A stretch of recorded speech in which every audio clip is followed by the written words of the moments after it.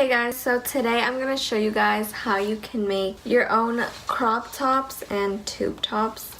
All you need is an oversized t-shirt, and for each there's going to be slightly different materials that you're going to need, but I want to show you the tops. So this is the crop top. So you can honestly either thrift or shop the sales to find t-shirts. You do want it to have some length so you can have some extra fabric to make the tube top. So this is the tube top. Very simple. So let's get started with the tutorial.